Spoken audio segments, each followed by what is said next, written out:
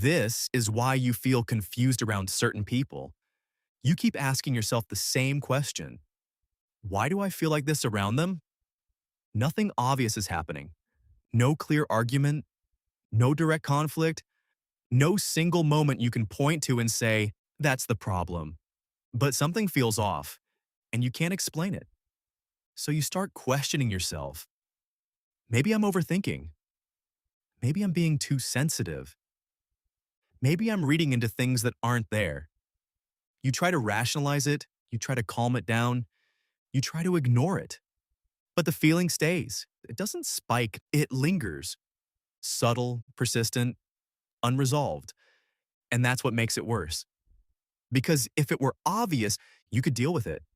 But it's not obvious. It's unclear. And unclear keeps you stuck. Because the problem isn't one moment. It's a pattern you haven't fully seen yet. Confusion is not random. Confusion doesn't come from nowhere. It comes from inconsistency, from contradiction, from things that don't match over time. Your brain is trying to build a stable understanding of someone, but the data keeps changing. So it can't lock in a clear conclusion. And when your brain can't form a stable conclusion, it keeps searching. That search feels like confusion, but it's actually unresolved pattern recognition. You are reacting to accumulation. Most people try to find one reason for how they feel. One moment, one comment, one situation. And when nothing seems strong enough, they dismiss the feeling. But your reaction isn't coming from one moment. It's coming from accumulation. Small shifts, subtle contradictions, tiny inconsistencies, repeated over time. Your brain doesn't just process isolated events, it tracks patterns. And patterns build emotional responses, even when you can't clearly explain them. The micro shifts you miss. This is where it gets subtle. They don't have to do anything extreme. It's the small things. Tone changes, delayed responses, energy shifts, attention that feels inconsistent.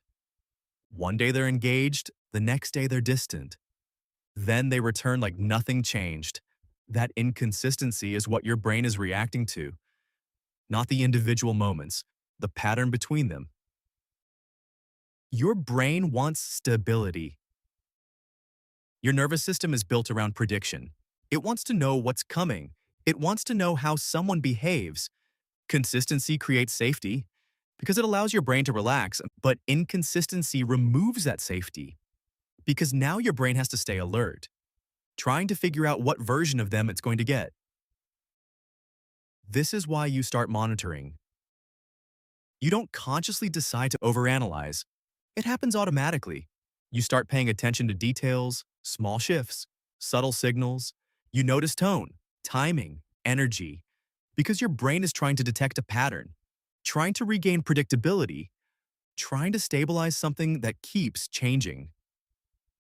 Overthinking is a response, not a flaw. People label this as overthinking, but overthinking is not the problem, and it's a response to inconsistency. If things were stable, you wouldn't need to think this much, but because they're not, your brain increases effort, trying to solve what it doesn't understand yet. Emotional whiplash. This is where the instability deepens. You receive positive signals, warmth, attention, connection, then suddenly, distance, coldness, disengagement, then warmth again. And your system can't settle. Because just when you adjust, the pattern shifts again. That creates emotional whiplash, and whiplash creates confusion. You start doubting your perception. Because nothing is clearly wrong. There's no single moment you can prove, no obvious event to point to, so you turn inward. Maybe I'm imagining it. Maybe it's not that serious. Maybe I'm the problem. That self-doubt is what keeps you in the loop. Because now you're not just confused about them. You're confused about yourself. Subtle patterns are harder to trust. If someone is clearly disrespectful, it's easy to identify, easy to act on, but subtle patterns are different. They don't cross obvious lines. They stay just below that threshold. So your brain can feel them, but struggles to justify them. That gap creates hesitation. Mixed signals keep you attached. If someone is consistently negative, you leave. If someone is consistently positive, you stay. But mixed signals do something different. They keep you engaged because you're trying to resolve them, trying to understand which version is real, trying to predict what comes next. That effort keeps you invested. Your brain wants completion. Unresolved patterns stay active. Your brain doesn't like unfinished loops, so it keeps returning, replaying, analyzing, trying to complete something that doesn't stabilize.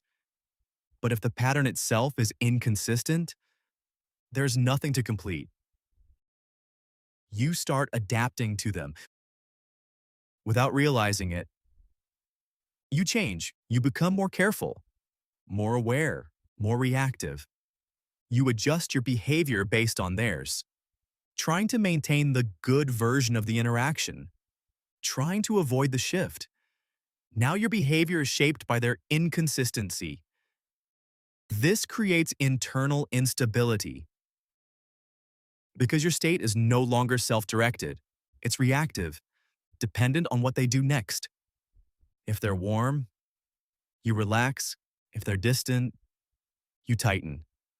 That constant adjustment creates internal instability. The energy drain. This is why it feels exhausting, not because you're doing more externally, but internally, you are constantly processing, monitoring, predicting, adjusting. That mental load drains energy. Over time, you feel depleted. You lose your baseline. The longer you stay in this, the more your baseline shifts. What used to feel off starts to feel normal. Not because it changed, because you adapted. And once you adapt to inconsistency, clarity becomes harder to access. Your body still responds.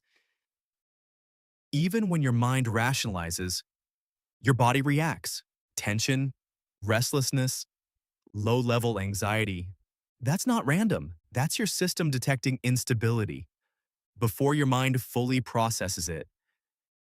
You keep looking for a clear event. You want something obvious, something you can point to, something that justifies your reaction. But the issue isn't one event, it's repetition. And repetition is harder to explain, but easier to feel. Naming the pattern. The shift happens here, when you stop looking for one moment and start looking at the pattern.